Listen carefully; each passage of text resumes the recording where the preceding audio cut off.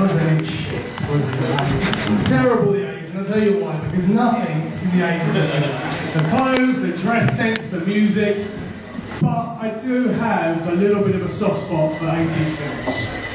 And, you know, the thing about the 80s films is I always think, were the filmmakers on drugs when they were choosing what they were going to write about? Can you imagine at Warner Brothers, they're all sitting around at a table, wondering what their next project's going to be? They say, anyone, ideas, anyone? Bob, what's your idea? How about we make a film about a guy who has a relationship with a mannequin? Well done, Bob, that's a fantastic idea. Let's get Bob some more weed. We can fucking laugh on this joke here, can't we? But also the latest films as well, I was that influenced that it started to now influence my way of when I'm thinking of them out. I use latest films and I kind of do things I normally wouldn't do. For example, a couple of weeks ago I'm out in a bar and this guy comes like barging through everyone and there's a girl standing next to him, barges her and then drink goes flying everywhere. I said, excuse me, girl, excuse me, you just knocked this girl's drink out of her. He went, yeah, so? I said, well, don't you think you should buy her another drink and apologise? He went, no. I went, excuse me, apologise and buy her another drink. He went, what are you going to do if I don't? Yeah.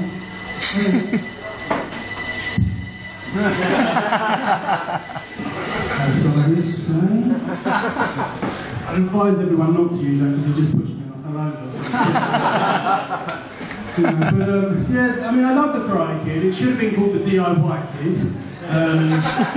To be fair, you know, I got sucked in as a kid in the 80s watching the Karate Kid. You know, I did all, you know, I went to karate. I fucking washed cars for 6 weeks in the summer holidays. I still got beat up every week. It didn't work. And you know, I just, you know, I think with the thing with the Karate Kid is that we can't all have an old man that works downstairs that helps us, can we? Or maybe that's just me. Moving swiftly on from that one. The other thing I love about growing up in the 80s was, as a kid, you could have an argument with someone, and there were 2 words that you could use, and every kid in the 80s used these 2 words. And it didn't matter what the sort of argument. Someone could say, like, someone would say, Steve, you're shit at football. And I go, oh yeah, your mum. Brilliant, mum joke. And then mum insults were fantastic in the 80s, weren't they? I think the best one I ever used in the 80s was your mum's had more pricks in a second-hand artboard. And you just can't beat that, can you? And I think you should be allowed to take 80s insults of mums into your adult life. So imagine you're going to work tomorrow, your boss calls you in and says, you know, look Steve, I'm not happy with performance, productivity is down, budgets haven't been hit, we're off forecast by 25%, year on year, we are way off. Now what have you got to say for yourself? Your mum's so ugly, Viagra's taking a point junction out on her. Yeah, have some of that. I think you should be able to do that. And also I think, what I like as well is the fact that there's kids now that are keeping the mum insults going. I was on a bus the other day, loads of kids coming back from school, and there's a couple of kids that are arguing. And one of the kids said to the other one, like, whatever, you know, you're shit at football, he said, oh yeah, well, all of my mates on Facebook have punked your mum. That's what I like, you know, keep it real, keep it real. But obviously, you know, we're talking about Facebook, everyone's on Facebook now, aren't they? I was one of the guys that was on Facebook when it was kind of cool to be on Facebook. But there was a moment when, for me, it lost it a little bit, and you know, Facebook lost its appeal, and that was when old people discovered Facebook. And there's nothing that can quite prepare you for you've got a friend request from your nan and your granddad's phone number. You just don't read it, you know, like you go out, you know, and you might meet a girl out in a bar and you might have a bit of a kiss and then someone takes a cheeky picture and next thing you know you're tagged and she's suddenly put you in a relationship and your mum's commenting on that status. Nobody really wants that, do they? That's not really what we want. But I like modern technology because I think it's obviously making communication a lot easier. Now, back when I was younger, if you wanted to flirt, you had to do it face to face. But these days they've got a little thing called sex text. If anyone's tried this, they call it sexting. And I gave it a go. So I was with this girl and we said, okay, let's have a go on the old sex text. And she sent me this message and she was like, hey big boy, I'm lying here completely naked, thinking about you, what I want you to do to me. I'm slowly moving my hand down and touching myself. Tell me, do you like that? Tell me what you're thinking.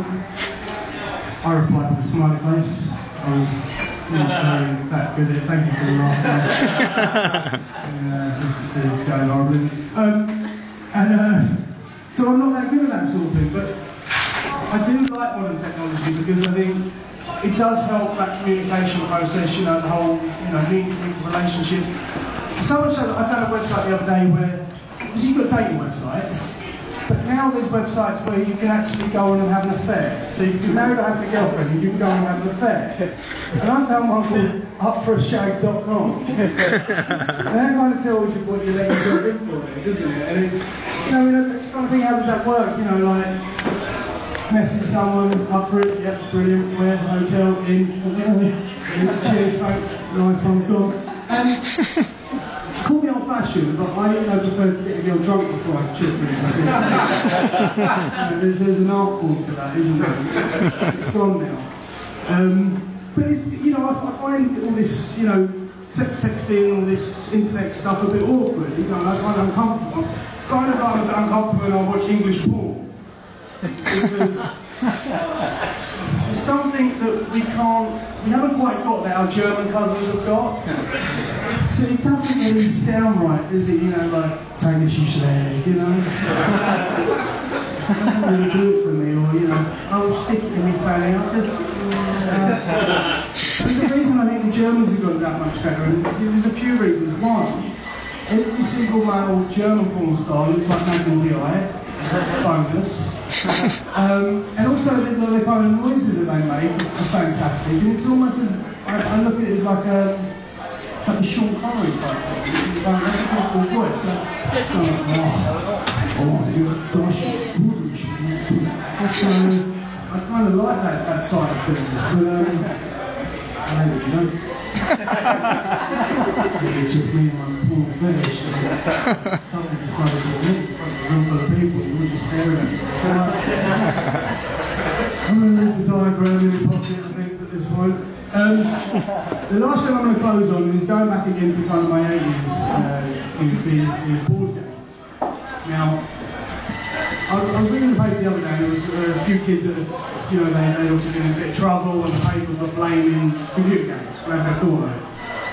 And I started thinking, when people suddenly decide that games were the reason that kids are out of control, people are causing problems, like, if you go back to the 80s, a few board games you could play, like take Cluedo for example, it couldn't really send a very good message to the Cluedo when you think about it. It was about murder, for a start, and then the thing was like, you never read in the paper, someone got murdered, they used the candlestick, obviously Cluedo's fault. Also it taught how you get away with murder as well, because it wasn't always Clark's fault, was it? That's not a good sign as well, but the other thing I think sent a terrible message to everyone, and particularly girls, was Snakes and Ladders.